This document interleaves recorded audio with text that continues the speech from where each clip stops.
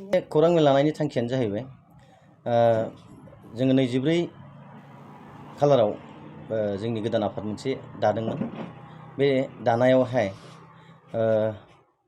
सेनामुलुनि गामियाव दादोंमोन जोङो। बे दानायावहाय सनातन ब्रह्मआ बिथाङा गाहाय नेहाथारिखौ जों बिथांनो होनाय जादोंमोन। बिथाङा नेहाथारिखौ नाङा होननानै बिथाङा गाहाय लेङाइ आफादगिरिखौ गावनो सायख'नानै लानाय जादोंमोन। नाथाय जोङो बिथांनि एबसेन्टआव जोङो आफादखौ दायाखै आरो बिथांनो जों एबसेन्टआव बिबानखौ होआखैमोन। बिथाङा प्रेजेन्ट दङ, बिथांनि सावगारि दङ आरो बिथाङा जोंनि आफादनि प्रेजेन्ट माबायाव बिथांखौ बिबानखौ होनाय जादों आरो बिथांखौ सिनायथि होनाय जादों। बिथाङा जोंनि उपस्थित माबायावबो बिथाङा प्रेजेन्ट सिगनेचार दङ। जों बे खौरां मेल लानायनि जाहोनखौ आं बेखौनो फोरमायनो लुगैदों रायजोनि सिगाङाव। बिथांजों जादों, बिथांजों जोङो मोजाङैनो जादों। बाय टेलिफनावबो जों बिथांजों जादों। बिथांनि किसुमान बुंनाय खोथाफोरखौ जोङो उन बिथिङाव जों होनो गोनां जानो हागौ। खिन्थु बियो सोरनिबा षड़यन्त्रआवसो बिथाङा मैया बिथाङा गाव बाइट होलायनानै जे आफादखौ माने एबसेन्टआव होदों होननानै बुंदों बिथाङा। बेयो फुल्लि माने नंखाय बुंनाय जादों। खिन्थु नाथाय जों बेखौ सोंखारिनो थाङा। बे सोरनिबा पलिटिकेल षड़यन्त्रआवबो जादों जानो हागौ आरो बिथाङा माखासे टेकनिकेल प्रब्लेमबो जानो हागौ। खिन्थु बिथाङा बै समावनो जे क्लियारिफिकेसन होयोब्ला जों साबसिन मोजां मोनगौमोन। नाथाय दाबो जों दुखु मोनाखै, बिथांखौ जों साबायखरसो होदों। खोब खम समनि गेजेरावनो जे बिथाङा ओंखारलांदों आरो जों बिथांखौ जे रेजें गोसो लानानै बे आफादाव जोङो माने बिबाननिफ्राय गावस्रालांनाया जोंनि थाखाय लाखि गोनां। जोंजों गोजौनि इसोराव दं होननानै बुंनांगोन। मानो होनबा जों मोनसे मोजां गोथार न'खर दानो नागिरदों। बे दानायावहाय बिथाङा जोंनि माखासे आइडिय'लजिफोरखौ मोजां मोननानै फैदोंमोन। बे खिन्थु सोरनिबा षड़यन्त्रआव बिथाङा ओंखारलांदों आरो जों खोनानाय मथेबा, बुजिनाय मथेबा सोरनि षड़यन्त्रआव थांदों बेखौबो जोङो मिथियो। उन पर्यायाव जोङो नांगौ जायोबा होफिननो गोनां जानो हागौ। बिथांखौ जों साबायखरसो होदों। बिथाङा जे खोब समनि गेजेरावनो ओंखारलांफिनदों सोरनिबा षड़यन्त्रआव, बेखौ रोखा जोङो रायजोआ सिनायबाय, मिथिबाय। जाहाथे बिथांनि खथायावहाय जोङो फैबाय थानाय समाव गुबुन सासे गोरों गथ'खौ जों सोनो थाखाय जोङो लाहार फाहार लागासिनो दङ। जायखिजाया जोङो समाजखौ सिबिनो थाखाय जोंहा सोरनिबा माने ओंखारलांनायाव जोंहा जेबो खहा जायाखै होननानै जोङो रायजोनि सिगाङाव फोरमायनाय जादों आरो माबाफोर सोंनो गोनां दं? बिथाङाथ' जिथुनाखि मोनसे आफाद होनोब्ला मोनसे नियम थायो, रुल रेगुलेसन थायो। बिथाङा जोंनाव जेबो आपिल खालामाखै, एपिल लेटार होआखै। बिथाङा गाव माने सोरनिबा षड़यन्त्रआव ओंखारलांनायखाय आं उफाय गैयैयाव ओंखारनो गोनां जादों होननानै गाव बाय टेलिफनाव बुंहरदों। उन बिथिङाव जोङो बेखौ होनो गोनां जानो हागौ। नाथाय दिनैनि बे जों खौरांगिरि मेलाव बेखौ जोङो माबा खालामथ'वा। खिन्थु बिथाङा माखासे सोरनिबा षड़यन्त्रआवसो थांदों होननानै बिथाङा बाय टेलिफनाव दङ। नांगौ जायोबा जों उनावहाय फोरमायगोन। बिथांखौ नोंथांमोननि बे बिथांनिफ्रायथ' जों जेबो लाइजामबो लुगैया। मानो होनना बुङोब्ला बिथांजों जों डिसकासन खालामनानैसो सोनाय जादोंमोन नालाय। आरो बिथाङा फुल प्रेजेन्ट मिटिङाव दङ आरो बिथांनि सिनाखिफोरबो होनाय जोंनाव दङ।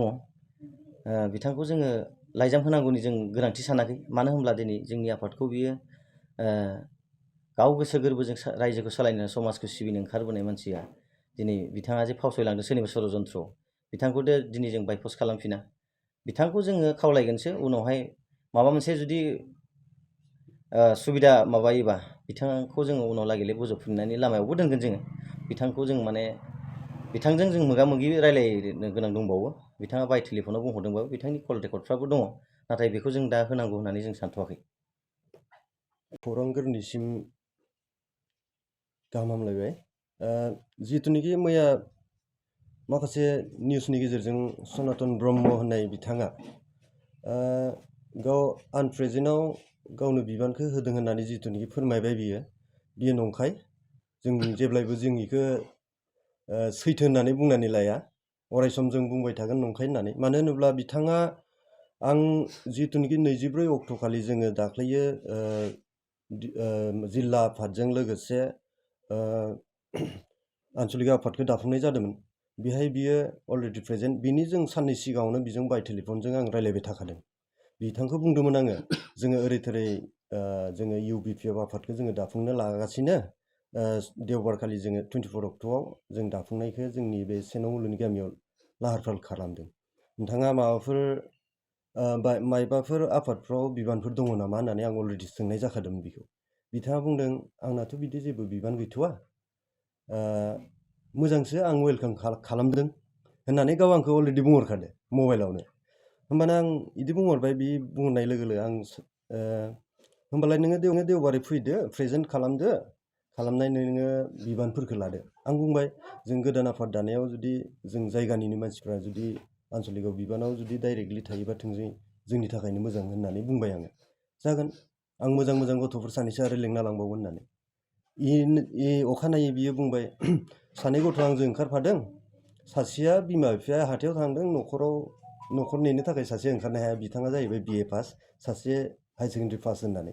जों जिथुनिखि हायार सेकेन्डारि पास होननाय गथ'खौ लाबोफानायखौ जों बिथांखौ अर्गानाइजेसन सेक्रेटारियावबो होनाय जादों अलरेडि बिबानखौ।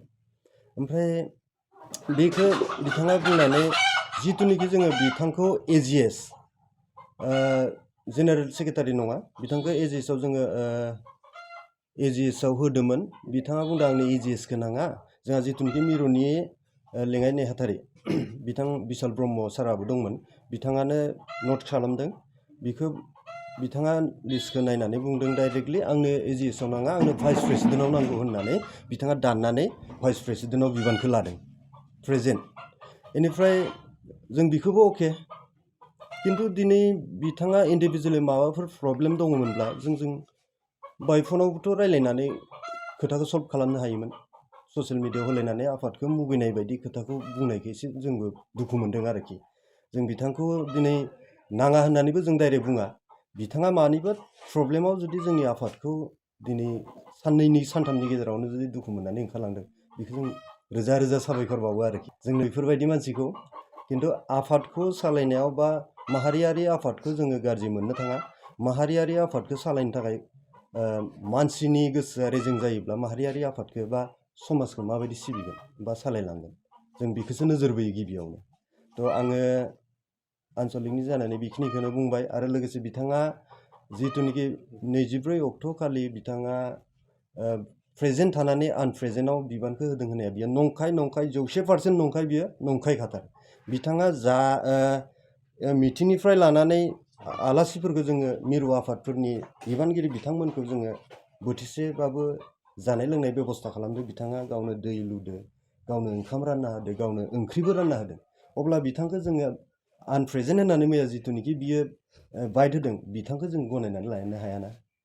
बिथांनि जोंनाव फट' क्लिपबो दङ, भिडिअ रेकर्डबो दङ।